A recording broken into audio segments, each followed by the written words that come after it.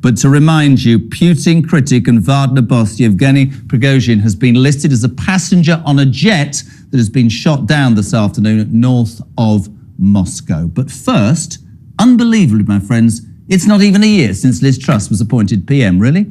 She tanked the economy, but maintained that her course of action was correct, saying this in her goodbye speech.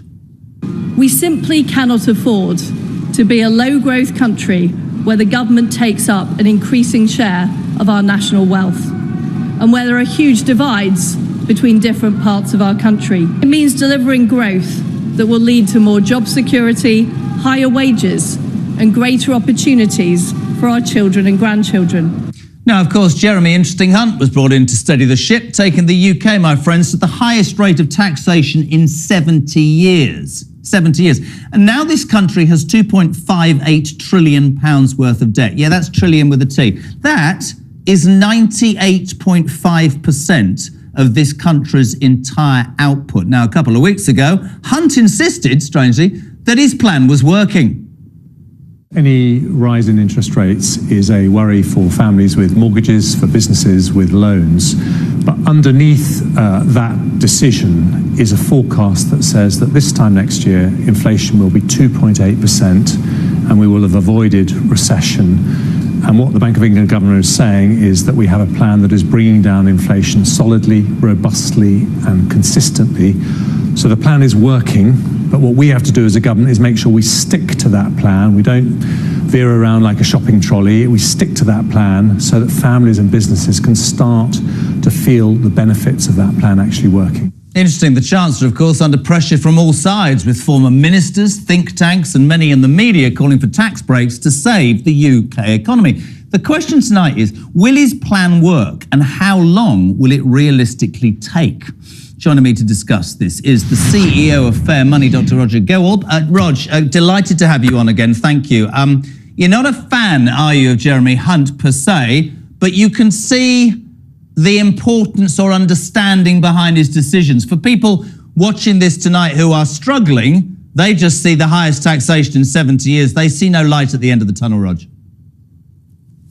He's immensely unpopular for taking us to such a high tax level, but I've got to say that whilst, as you say, I don't agree with him about a lot of things, I think he's right to resist the calls of right-wing conservative Tories to cut taxes. I mean, it's irresistible to grab some election votes, and it's very nice that he's got this slack that has built up. What's happened, Jeremy, is that the Office of Budget Responsibility over-forecasted, as they often do, and we're actually 11 billion to the good.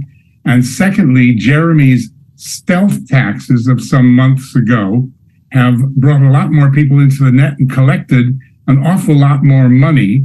So things are looking markedly better, but it's all kind of tenuous. And if he were to have good intentions and bad preparations, like Apocalypse Now and Kamikaze, he might very well take us off a cliff as well. So I think he is right to resist for right now, saying we're going to have tax cuts. He may find that he can do some right before an election, but we've got, as you just said, too much debt.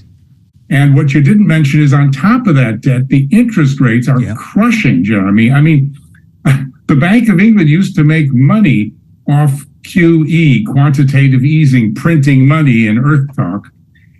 They've lost 30 billion in the last 11 months. They had to be bailed out by the Treasury. They're losing so much money now.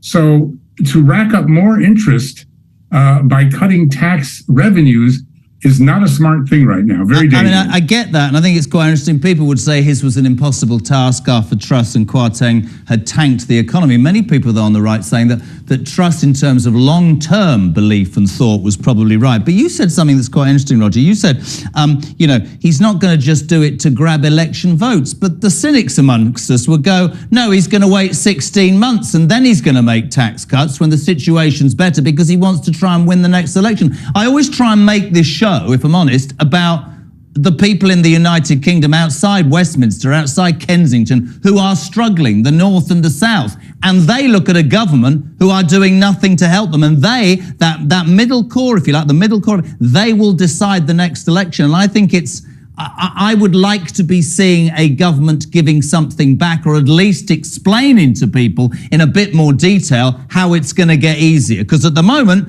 to the majority of people, Roger, in this country, it's one big bloody struggle. Well, this is my vocation. This is my life. I'm a people's champion. I agree with every word you said. You're absolutely right. This government is so out of touch there in the Westminster bubble with the average Brit and their life. And this is just more of the same thing. And especially the interest rate rises, which, I'm sorry, Mr. Bailey, I mean, they have done nothing whatsoever to curb inflation. And I think you're right. The Bank of England needs to stand up and be counted as well. And I'm not quite sure about his support of the Bank of England. They haven't come out of this well, have they? Wrong. He and Rishi are wrong at this stage. How many football managers do you send back in for a 15th game with the same playbook that lost the first 14? Absolutely right. Roger, and always a pleasure. Dr. Roger Gewolb, thank you very much indeed. He puts it in layman's terms, which we like. Now, joining me to discuss this